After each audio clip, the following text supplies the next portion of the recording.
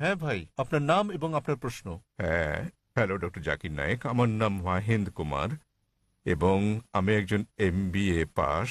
ফোর্টে Thomas কুকের হয়ে কাজ করি। আমার প্রশ্ন নন ভেজিটেরিয়ান খাদ্য সংক্রান্ত। ইসলামে কি এর অনুমতি আছে? পশু পাখি জীবিত প্রাণী, আপনি কি একে সহিংসতা বলে মনে করেন না? আমার দ্বিতীয় প্রশ্ন, ননভেজ খাদ্য গ্রহণ কি ইসলামে বাধ্যতামূলক এবং প্রকৃত নিরামিষভোজী ব্যক্তি কি ইসলাম অনুসরণ করতে পারেন? ভাই মহেন্দ্র কুমার খুব সুন্দর একটা প্রশ্ন করেছেন।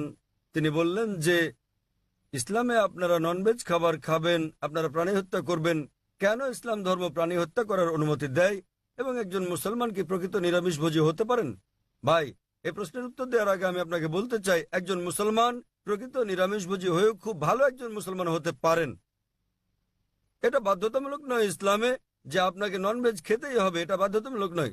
তবে যেহেতু কোরআনে আল্লাহ বলেছেন এবং আমাদেরকে অনুমতি দিয়েছেন ননভেজ খাদ্য গ্রহণের জন্য, সূরা মাইদা অধ্যায় 5 আয়াত 1 এখানে বলা হয়েছে যে তোমরা চতুষ্পদ জন্তু খাও যা তোমাদের জন্য হালাল করা হয়েছে।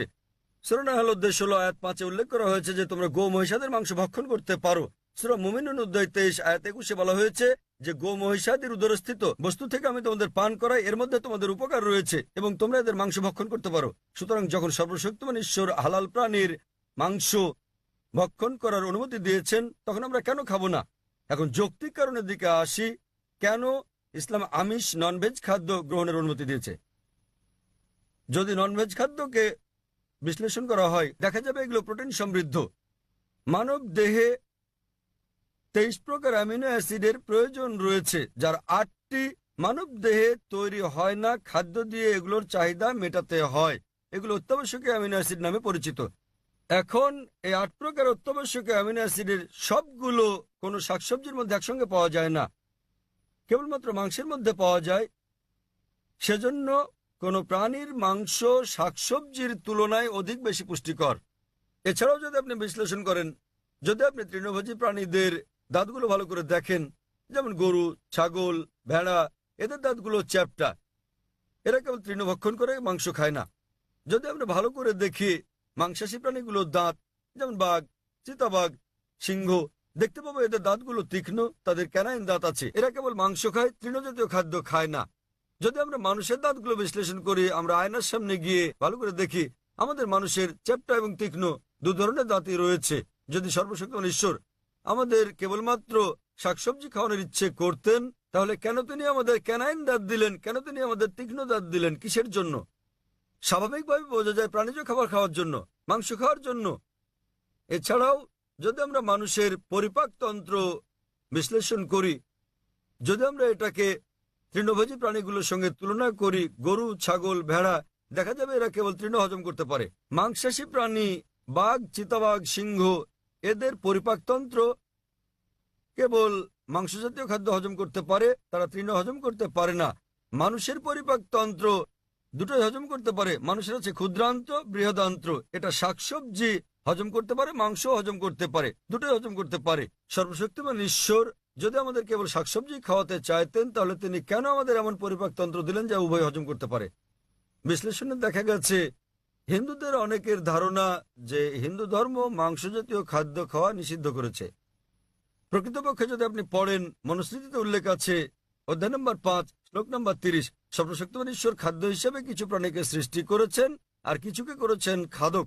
যেসব প্রাণীকে খাদ্য হিসেবে সৃষ্টি করা হয়েছে সেগুলো খেলে কোনো পাপ হবে না। মনুস্মৃতি অধ্যায় 5 শ্লোক 31 বলছে যে সর্বশক্তিমান ঈশ্বর কিছু প্রাণী বলির জন্য সৃষ্টি করেছেন, তাদের জবাই করলে পাপ হবে না। মনুস্মৃতি অধ্যায় 5 শ্লোক 40 বলা হয়েছে যে বলিদানের পশু বলি দেওয়ার জন্য অনুমতি আছে, এটা ঈশ্বরের বিধান। সুতরাং হিন্দু ধর্মে প্রাণীর মাংস খাওয়ার অনুমতি আছে।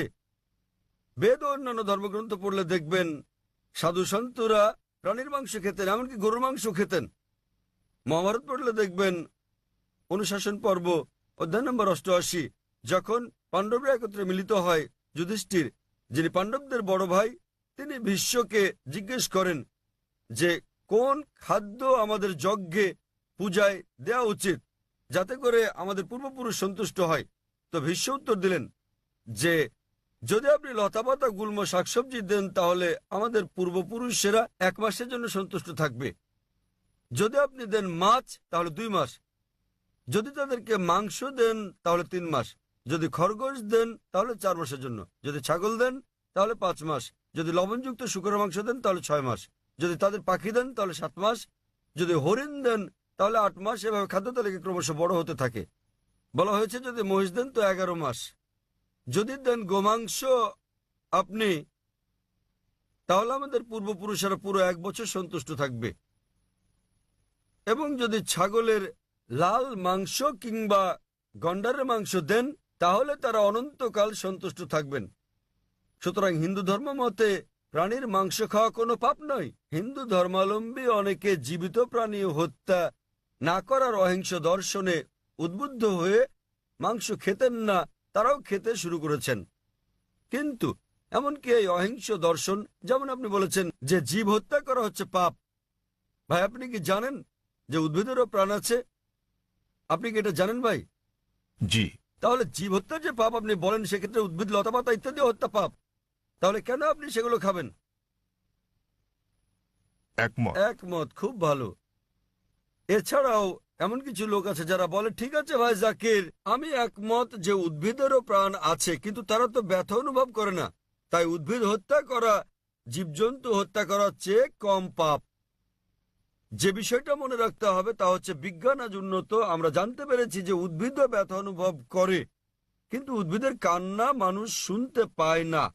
কারণ মানুষ যে শব্দ তরঙ্গ শুনতে পায় তার মাত্রা 20 সাইকেল থেকে 20,000 সাইকেল পার সেকেন্ড পর্যন্ত, এর নিচের বা বেশি মাত্রা শব্দ তারা শুনতে পায় না। আমেরিকার এক কৃষক উদ্ভিদের কান্নাকে মানুষের শ্রবণ তরঙ্গে রূপান্তর করেছিলেন এবং উদ্ভিদগুলো কান্নাকাটি করলে পানি চাইলে তিনি বুঝতে পারতেন। আরেক ব্যক্তি এসে আমাকে যুক্তি দিয়ে বললেন, ভাই জাকির আমি আপনার সঙ্গে একমত যে উদ্ভিদের প্রাণ আছে এবং তারা ব্যথা অনুভব করে, তবে উদ্ভিদের 2টো ইন্দ্রিয় কম আছে প্রাণীদের ইন্দ্রিয় সংখ্যার তুলনায়, সুতরাং উদ্ভিদ হত্যা করা প্রাণী হত্যা করার চেয়ে অনেক কম পাপ। আমি আপনাকে জিজ্ঞেস করি ভাই, মনে করেন আপনার ভাই, আপনার বড় ভাই, তিনি জন্ম থেকেই বধির ও বোবা, যখন সে বড় হলো তখন কেউ তাকে হত্যা করলো, তাহলে কি আপনি বিচারককে বলবেন যে মহামান্য এই হত্যাকারীকে আপনি কম শাস্তি দিন, কেননা আমার ভাই 2টো ইন্দ্রিয় কম ছিল, তিনি শুনতে পেতেন না, কথা বলতে পারতেন না? আপনি কি কথা বলবেন? বরং আপনি বলবেন খুনিকে দ্বিগুণ শাস্তি দেওয়া হোক, কারণ আমার ভাই কানে শুনতেন না, বলতে পারতেন না, তিনি মাসুম ছিলেন, নির্দোষ ছিলেন তিনি। তাই ইসলামে 2টো বা 3টি ইন্দ্রিয়ের কোনো প্রশ্ন নেই। কোরআনে বলা হয়েছে সূরা বাকারা অধ্যায় 2 আয়াত 168, যেসব হালাল বস্তু দেওয়া হয়েছে সেগুলো খাও, যে সকল খাদ্য হালাল সেগুলো তোমাদের জন্য পবিত্র, সেগুলো খেতে পারো।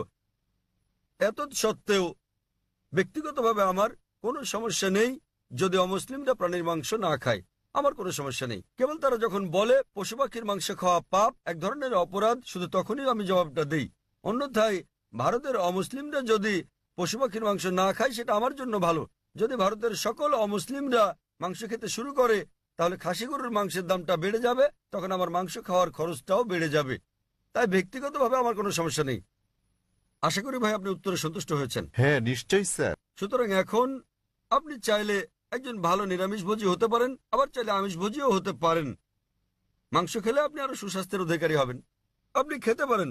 তবে আপনি প্রকৃত নিরামিষভোজী হতে চাইলে তাতেও কোনো পাপ নেই। আশা করি উত্তরটা পেয়েছেন ভাই। হ্যাঁ বোন, আপনার